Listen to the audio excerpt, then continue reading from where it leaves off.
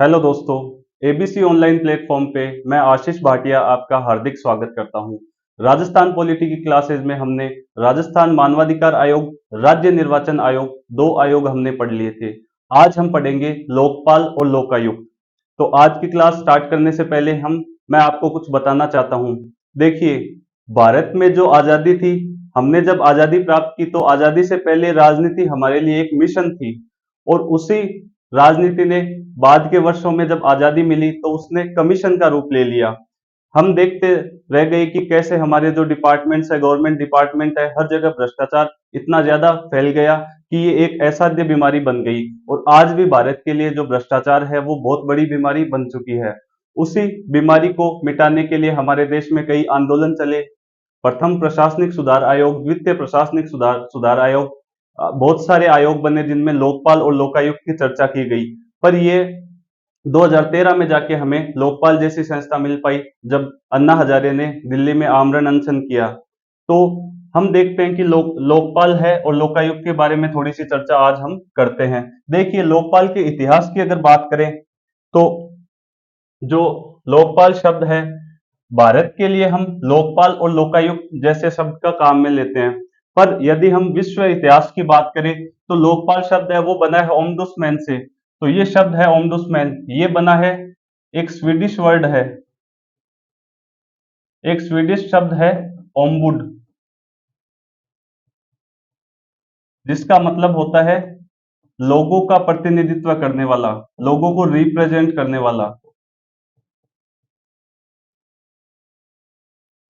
लोगों को रिप्रेजेंट करने वाला अधिकारी। तो देखिए, किसी भी लोकतंत्र की सफलता और देश की सामाजिक आर्थिक विकास की प्राप्ति की इस बात पे निर्भर करता है ये शब्द कि उस देश के जो नागरिक है उनकी शिकायतों का जो समाधान है वो किस हद तक किया जा रहा है। यानी नागरिक भ्रष्टाचार की शिकायत कहाँ पे करे। हम सब देखते हैं, यदि सीबीआई है या एसीबी है जो हमारे भ्रष्टाचार के लिए काम करते हैं, अगर वो अधिकारी ही करप्ट पाए जाए तो हम किसके पास जाएंगे। तो इसलिए हम लोकपाल और लोकायुक्त लेके आए। तो मैंने आपको बताया कि ये ओम्बुड्समैन जो शब्द है, ओम्बुड शब्द है, स्वीडिश स्वीडिश शब्द है, उससे बना है, जिसका मतलब होता है लोगों को रिप्रेजेंट करने वाला। तो स्वीडन में सबसे पहले एक ऐसे अधिकारी की नियुक्ति की गई जो लोगों की शिकायतों को सुनता था। और न्यायपालिका से इतर एक ऐसा अधिकारी बनाया गया जो लोगों की शिकायतों का समाधान करता था। उसके बाद के वर्षों में हमने देखा कि जो कैनेडियन कंट्री है यूरोप की, वहां पे लोकपाल से संबंधित जो ओम्बुड्समैन है वो सारे पद है वो स्थापित होते गए। अब हम बात करते हैं भारत की। तो भारत में जो ओम्बुड्समैन शब्द है हमने उसका नाम रखा लोकपाल, जो केंद्र स्तर पे रखा, और राज्य स्तर पे हमने रखा लोकायुक्त। तो देखिए, लोकपाल का सामान्य सा अर्थ यदि हम देखें तो लोकपाल और लोकायुक्त भारत में सार्वजनिक अधिकारियों के बीच भ्रष्टाचार की जांच और मुकदमा चलाने के लिए एक स्थापित सार्वजनिक संस्थान है। ये हमने लोकायुक्त और लोकपाल की थोड़ी सी चर्चा करी। आगे देखते हैं हम। आगे देखिए कि जो ओम्बुड्समैन जो शब्द है, हमने देखा कि ये, हमने एक विश्व परिप्रेक्ष्य में इस शब्द को देखा कि ओम्बुड्समैन स्वीडिश वर्ड है। भारत की यदि बात करें तो भारत में इस शब्द को लोकपाल और लोकायुक्त हमने बोला। तो यदि हम बात करें जनरल, एक प्रैक्टिकली बात की, आपसे कोई पूछे कि इंग्लिश में लोकपाल को क्या कहते हैं, तो इंग्लिश में लोकपाल को ओम्बुड्समैन नहीं कहा जाता। ओम्बुड्समैन क्या है, एक विदेशी शब्द है, स्वीडिश शब्द है। भारत में हमने इसका पर्याय लोकपाल और लोकायुक्त रखा। तो लोकपाल और लोकायुक्त, इंग्लिश में भी लोकपाल और लोकायुक्त रहेगा और हिंदी में भी यही शब्द रहेगा। तो हम बात करते हैं लोकपाल और लोकायुक्त की। तो यदि हम बात करें केंद्र स्तर पे, तो हमने केंद्र स्तर पे क्या बनाया, लोकपाल। लोकपाल जैसी संस्था कहां पे बनाई हमने, केंद्र स्तर पे। और यदि मैं राज्य स्तर की बात करूं तो राज्य स्तर पे हमने बनाया लोकायुक्त। राज्य स्तर पे हम क्या बना रहे हैं, लोकायुक्त। क्योंकि हम राजस्थान पॉलिटी की क्लासेस पढ़ रहे हैं तो आज हम लोकायुक्त के बारे में पढ़ेंगे। और जब इंडियन पॉलिटी की कक्षाएं स्टार्ट होगी तब हम लोकपाल के बारे में डिटेल से पढ़ेंगे। तो आइए स्टार्ट करते हैं हम लोकायुक्त के बारे में। देखिए, लोकायुक्त, मैंने आपको बताया लोकायुक्त की जो नियुक्ति है वो कहाँ पे की जाती है, राज्य स्तर पे। और हम राजस्थान की पॉलिटी पढ़ रहे हैं तो लोकायुक्त के बारे में थोड़ा सा देखते हैं। पहला पॉइंट है, ओम्बुड्समैन की तर्ज पर राज्यों में लोकायुक्त संस्था की स्थापना की गई। मैंने आपको बताया है केंद्र स्तर पे लोकपाल और राज्य स्तर पे लोकायुक्त। ये संस्थाएं बिना किसी संवैधानिक दर्जे वाले वैधानिक और परामर्शकारी निकाय है। तो ये एक इंपॉर्टेंट फैक्ट हो गया कि ये कैसा है, संविधान में कोई दर्जा नहीं मिला, ये गैर संवैधानिक है, पर ये वैधानिक और परामर्शकारी है। क्यों? क्योंकि हम एक्ट के थ्रू एक अधिनियम बना रहे हैं जिसके तहत इसकी स्थापना कर रहे हैं। आगे हम देखते हैं, राजस्थान प्रशासनिक सुधार समिति 1963 की सिफारिश पर लोकायुक्त संस्था की स्थापना की गई। हरीश चंद्र माथुर थे, उन्होंने सबसे पहले बताया कि लोकायुक्त संस्था, अगर देश स्तर पे भी हम केंद्र स्तर पे भी बात करें तो राजस्थान ने यहाँ पे अग्रणी भूमिका निभाई। अब देखिए 1963 में जो प्रशासनिक सुधार समिति थी उसकी सिफारिश पे हम लोकायुक्त की स्थापना कर रहे हैं। इसके लिए हमने क्या किया, एक अधिनियम बनाया जिसका नाम है राजस्थान लोकायुक्त और उप लोकायुक्त अधिनियम 1973। हमने स्थापना कर रहे हैं हम 1963 में, जो सिफारिश है समिति उसके आधार पे, और हम एक्ट बना रहे हैं 1973 में। नाम क्या है? राजस्थान लोकायुक्त और उप लोकायुक्त अधिनियम 1973। अब देखिए इसके बारे में थोड़े से हम फैक्ट देखते हैं, क्योंकि आरपीएससी है वो राजस्थान पॉलिटी के सवालों में ऐसे फैक्ट पे ज्यादा फोकस करता है। यदि आप पास्ट ईयर के क्वेश्चन पेपर देखेंगे तो उनमें ऐसे फैक्ट की भरमार रहेगी। तो देखिए पहला फैक्ट है कि 3 फरवरी 1973 को लागू हुआ। ये जो अधिनियम है लागू कब हुआ, डेट याद रख लीजिएगा, 3 फरवरी 1973 को। उसके बाद हम देखते हैं 26 मार्च 1973 को राष्ट्रपति की स्वीकृति मिली। राष्ट्रपति ने स्वीकृति कब दी? 26 मार्च 1973 को। लागू कब हुआ? 3 फरवरी 1973 को। उसके बाद हम देखते हैं 27 मार्च 1973 को राजपत्र में प्रकाशित हुआ। इसका प्रकाशन कब हुआ? 27 मार्च 1973 को। और 28 अगस्त 1973 को राजस्थान में प्रथम लोकायुक्त की नियुक्ति की गई। तो देखिए ये एक जर्नी है कि 3 फरवरी 1973 से और 28 अगस्त 1973 तक हम राजस्थान में लोकायुक्त की स्थापना कर रहे हैं। और आपको मैं बताना चाहूंगा जो हमारे प्रथम लोकायुक्त थे उनका नाम था न्यायमूर्ति आईडी दुआ, जो राजस्थान के क्या है प्रथम लोकायुक्त थे, जब 28 अगस्त 1973 को इनकी नियुक्ति की गई। यदि मैं हेडक्वार्टर की बात करूं तो इसका हेडक्वार्टर कहाँ पे है? जयपुर में। तो ये हमने 4-5 कुछ फैक्ट देखे। आगे हम देखते हैं, आगे देखिए, आगे हम स्ट्रक्चर संरचना की बात करते हैं कि लोकायुक्त जो संस्था है उसमें कैसी संरचना है, कैसा प्रशासनिक स्तर पाया जाता है। देखिए ये बहुसदस्यीय निकाय है, इसमें एक लोकायुक्त होता है और 8 सदस्य होते हैं। तो हम क्या याद रखेंगे? 1+8, जैसे मैंने आपको पहले बताया 1+5 1+3, ये एक ट्रिक है याद करने की। तो ये है 1+8 यानी बहुसदस्यीय निकाय है। अब लोकायुक्त जो संस्था है इसकी धारा है 3। धारा 3 हमें क्या बताती है कि एक तो नियुक्ति के बारे में, कि इसकी नियुक्ति कैसे की जाएगी लोकायुक्त की। उसके बाद शपथ। तो सबसे पहले हम नियुक्ति की बात करते हैं। देखिए लोकायुक्त है उनमें जो सदस्य है और लोकायुक्त है उनकी नियुक्ति कौन करते हैं? राज्यपाल। राज्यपाल करते हैं। एक चयन समिति होती है उसकी सिफारिश पर राज्यपाल करते हैं। देखिए मैंने आपको बताया राज्यपाल चयन समिति की सिफारिश पर क्या करते हैं? लोकायुक्त की नियुक्ति करते हैं। अब इस चयन समिति के बारे में यदि हम देखें तो इसमें एक अध्यक्ष होता है जो हमारे मुख्यमंत्री होते हैं, एक होते हैं नेता प्रतिपक्ष, और एक होते हैं उच्च न्यायालय हाईकोर्ट है उसके मुख्य न्यायाधीश। तो ये 3 सदस्यीय समिति होती है जो क्या करती है? चयन करती है लोकायुक्त को, और राज्यपाल है वो इस समिति की सिफारिश पे क्या करते हैं? लोकायुक्त की नियुक्ति करते हैं। यदि हम बात करें उप लोकायुक्त की तो उप लोकायुक्त है उसकी नियुक्ति कौन करते हैं? राज्यपाल करते हैं, और लोकायुक्त है उनके परामर्श के आधार पे करते हैं। तो ये हमने क्या देखा उप लोकायुक्त के बारे में। अब आगे देखिए मैं बात करता हूं उप लोकायुक्त है उनकी योग्यता की।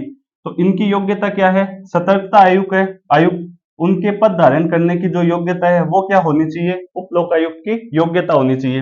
एग्जाम में सवाल आ सकता है क्योंकि लोकायुक्त के बारे में तो पूछ सकते हैं, पर उप लोकायुक्त के बारे में भी पूछा जा सकता है कि इसकी क्या योग्यता है। तो क्या योग्यता है? सतर्कता आयुक्त है, उनका जो पद धारण करने की योग्यता होती है वही किसकी होती है? उप लोकायुक्त की।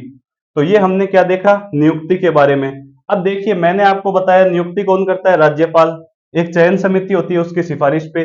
3 सदस्यीय समिति होती है जिसमें अध्यक्ष कौन होते हैं, सीएम, नेता प्रतिपक्ष और हाईकोर्ट के मुख्य न्यायाधीश। अब हम बात करते हैं जो लोकायुक्त है उनकी योग्यता के बारे में। तो देखिए लोकायुक्त की योग्यता क्या होती है।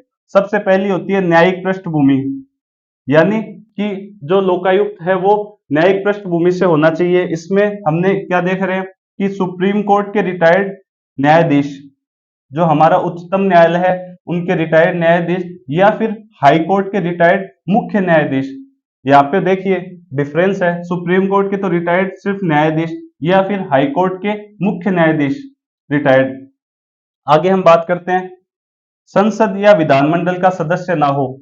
यदि कोई एमएलए है या एमपी है वो लोकायुक्त की योग्यता के बारे में मतलब योग्यता धारण नहीं कर सकता, तो वो लोकायुक्त क्या होना चाहिए, संसद या विधानमंडल का सदस्य नहीं होना चाहिए। तीसरा है लाभ का पद धारण नहीं कर रहा हो वो, ठीक है। उसके बाद है राजनीतिक दल से जुड़ा ना हो। पांचवा है व्यापार नहीं कर रहा हो, यदि कर रहा हो तो उससे संबंध विच्छेद कर लेगा। यदि ऐसा व्यक्ति कोई बिजनेस ऑर्गेनाइजेशन से या किसी बिजनेस से वो रिलेट कर रहा है तो उसको वहां पे अपने जो रिलेशन है वो खत्म करने होंगे। तो ये 5 योग्यताएं हमने किसके बारे में देखी, लोकायुक्त के बारे में। उप लोकायुक्त की योग्यता मैंने आपको बताई है कि सतर्कता आयुक्त है, उनका जो पद धारण करने की योग्यता है वही किसकी होगी, उप लोकायुक्त की। तो ये हमने क्या देखा, नियुक्ति के बारे में। धारा 3 बता रही है नियुक्ति और शपथ के बारे में। अब बात करते हैं शपथ। तो लोकायुक्त है उनको शपथ कौन दिलाता है, राज्यपाल। या राज्यपाल यदि कोई व्यक्ति प्राधिकृत करे, राज्यपाल बता सकता है कि अमुक व्यक्ति द्वारा लोकायुक्त को शपथ दिलाई जाएगी। तो हमने नियुक्ति और शपथ देखी। आगे हम देखते हैं, आगे हम बात करते हैं सेक्शन 5 धारा 5। धारा 5 हमें क्या बताती है कि लोकायुक्त का कार्यकाल और त्यागपत्र। तो देखिए कार्यकाल के बारे में बताया गया है कि 5 वर्ष या 65 वर्ष की आयु, जो भी पहले हो, 5 या 65 वर्ष, और पुनर्नियुक्ति का पात्र नहीं। एक बार अगर नियुक्ति हो गई तो पुनर्नियुक्ति का पात्र नहीं। उसके बाद हम देखते हैं त्यागपत्र। त्यागपत्र किनको देते हैं, राज्यपाल को। अब आगे हम बात करते हैं धारा 12 के बारे में। 12 क्या बताती है हमें कि वार्षिक रिपोर्ट। कोई भी आयोग है वो 1 साल के बाद अपनी वार्षिक रिपोर्ट या प्रतिवेदन क्या करता है, पूरा ब्यौरा बताता है कि हमने 1 साल के अंदर क्या क्या कार्य किए। तो ये जो रिपोर्ट है वो किसको देते हैं, राज्यपाल को। और राज्यपाल जो विधानमंडल है उसके समक्ष क्या करेगा, इसको रिपोर्ट को रखेगा। तो ये हमने धारा 12 में क्या देखा, वार्षिक रिपोर्ट। आगे हम देखते हैं वेतन भत्ते और पेंशन के बारे में। तो देखिए वेतन भत्ते और पेंशन के बारे में यह बताया गया है कि जो लोकायुक्त है उनकी जो वेतन पेंशन और भत्ते हैं वो हाईकोर्ट उच्च न्यायालय के मुख्य न्यायाधीश के समान होएगी। और उप लोकायुक्त है उनकी होएगी हाईकोर्ट के जो अन्य न्यायाधीश है उनके समान क्या होगा, वेतन भत्ते और पेंशन होंगे। और उसके अलावा नोट, इंपॉर्टेंट नोट है कि कोई अलाभकारी परिवर्तन नहीं किया जाएगा। पदावधि के दौरान या नियुक्ति के बाद इनकी वेतन भत्ते और पेंशन में कोई अलाभकारी परिवर्तन नहीं किया जा सकता। तो ये हमने धारा 5 और धारा 12 के बारे में देखा। और इसके बाद देखते हैं त्यागपत्र। तो त्यागपत्र के बारे में बताया गया है कि राज्यपाल है उनको त्यागपत्र देता है। अब आगे हम देखते हैं कि पद से हटाने की प्रक्रिया, कैसे लोकायुक्त को पद से हटाया जा सकता है। तो इससे रिलेटेड धारा कौन सी है, धारा 6। ये जो सेक्शन है वो 3 या 4 इंपॉर्टेंट है। धारा 3 है, 6 है, 5 है, 12 है, क्योंकि इनमें क्या है कि नियुक्ति कार्यकाल उनसे संबंध में बातें की गई है। तो ये 4-5 सेक्शन आपको याद कर लेने हैं। तो देखिए पद से हटाने की जो प्रक्रिया है उसके बारे में हम देखते हैं, थोड़ा ध्यान से देखिएगा। पद से कौन हटाएगा, राज्यपाल। फर्स्ट हमारा क्या पॉइंट है कि राज्यपाल है वो पद से हटाएंगे।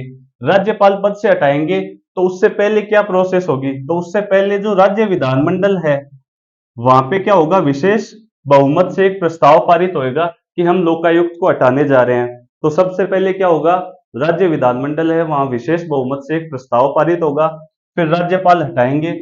ये प्रस्ताव जब पारित होगा तो सुप्रीम कोर्ट है वो जांच करेगी, सुप्रीम कोर्ट की क्या होगी, जांच होगी। अब इस जांच में क्या होता है, देखिए ये जांच कौन करता है, तो ये जांच कौन करता है या कौन कर सकता है, जो सुप्रीम कोर्ट है उसके वर्तमान या सेवानिवृत्त न्यायाधीश या फिर हाईकोर्ट के मुख्य न्यायाधीश। तो हमने क्या देखा कि राज्यपाल हटाएंगे, कैसे हटाएंगे, राज्य विधानमंडल है वो विशेष बहुमत के द्वारा प्रस्ताव पारित करेगा, फिर सुप्रीम कोर्ट जांच करेगा, सुप्रीम कोर्ट जांच करेगा तो कौन करेगा जांच? सुप्रीम कोर्ट के वर्तमान या सेवानिवृत्त न्यायाधीश या फिर हाई कोर्ट के मुख्य न्यायाधीश, ये जांच करेंगे। अब देखिए कि हम हटा रहे हैं, राज्य विधानमंडल इस आशय का प्रस्ताव लेके आ रहा है, तो उसका आधार क्या है कि कौन से ग्राउंड से जिनके आधार पर लोकायुक्त को हटाया जा सकता है? तो वो आधार है, वो अनुच्छेद 311 में बताए गए हैं। वो है कदाचार और असमर्थता, यानी कि वो कदाचार में लिप्त हो या फिर असमर्थ हो पद धारण करने के लिए। तो अनुच्छेद 311 में क्या बताया गया? आधार। और हमने क्या देखा? विधानमंडल विशेष बहुमत से प्रस्ताव पारित करेगा, राज्यपाल हटाएगा, सुप्रीम कोर्ट की जांच के बाद। जांच में कौन होंगे? एससी के वर्तमान या सेवानिवृत्त न्यायाधीश या फिर हाईकोर्ट के मुख्य न्यायाधीश इसमें जांच में होंगे। तो ये हमने क्या देखा? पद से हटाने की प्रक्रिया। आगे हम बात करते हैं, यदि लोकायुक्त और उप लोकायुक्त का पद रिक्त हो तो क्या होगा? देखिए, राज्यपाल है वो अनुरोध करेगा हाईकोर्ट के मुख्य न्यायाधीश से कि किसी ऐसे व्यक्ति को नियुक्त करिए जो लोकायुक्त का पद संभाल सके। तो अनुरोध किसका है? राज्यपाल का। सुप्रीम वो हाईकोर्ट के मुख्य न्यायाधीश है, उनके द्वारा किसी भी व्यक्ति को, किसी अन्य न्यायाधीश को क्या किया जा सकता है? लोकायुक्त का कार्यभार दिया जा सकता है। अब देखिए, यदि उस व्यक्ति ने जो लोकपाल का जो लोकायुक्त का पद धारण कर लिया, उसके बाद वो केंद्र और राज्य में किसी भी नियुक्ति के लिए अपात्र होगा, यानी केंद्र और राज्य स्तर पे किसी भी नियुक्ति के लिए वो पात्र नहीं होगा। ये हमने देखा पद से हटाने की प्रक्रिया। आगे हम देखते हैं, आगे देखिए कि लोकायुक्त का क्षेत्राधिकार, कि लोकायुक्त का जो एरिया है काम करने का वो कितना है, क्षेत्राधिकार कितना है, जांच का दायरा जिसको हम शॉर्ट में बोल सकते हैं। अब देखिए, ये जो 5 6 10 12 पॉइंट देख रहे हैं, एग्जाम में अक्सर सवाल पूछे जाते हैं कि लोकायुक्त के दायरे में कौन नहीं आता या कौन आते हैं। तो इसको याद करने का सबसे अच्छा तरीका होता है कि आप जो नहीं आते उनको याद कर लीजिए कि कौन कौन नहीं आते, उसके बाद जो बच गए वो क्या है? जांच के दायरे में आते हैं। तो ये हमारा एक तरीका रहेगा याद करने का, पर एग्जाम के पॉइंट ऑफ व्यू से हम सारे पॉइंट्स पढ़ेंगे। देखिए, सबसे पहले कि दायरे में कौन आते हैं जांच के दायरे में, तो इसमें लिखा हुआ है कि राज्य के समस्त मंत्री, लोक सेवक, ब्यूरोक्रेट्स, सचिव और विभागाध्यक्ष, जो भी डिपार्टमेंट है उनके अध्यक्ष है। उसके बाद है जिला प्रमुख, उप जिला प्रमुख, प्रधान और उप प्रधान। उसके बाद है नगर निगम महापौर और उप महापौर। उसके बाद है जिला परिषदों और पंचायत समितियों के स्थायी समितियों के अध्यक्ष। उसके बाद है नगर पालिका, नगर परिषद, नगर विकास न्यास के अध्यक्ष और उपाध्यक्ष। उसके बाद है राजकीय निगम, जो सार्वजनिक कंपनियां होती है, स्थायी प्राधिकरण जैसे हम देखते हैं जयपुर डेवलपमेंट अथॉरिटी जेडीए। उसके बाद है राज्य निगम, बहुत सारे निगम देखते हैं हम, राज्य बीज निगम देखते हैं, राज्य वित्त निगम देखते हैं। तो वो सारे निगम मंडल के अध्यक्ष, अधिकारी और कर्मचारी, ये क्या है?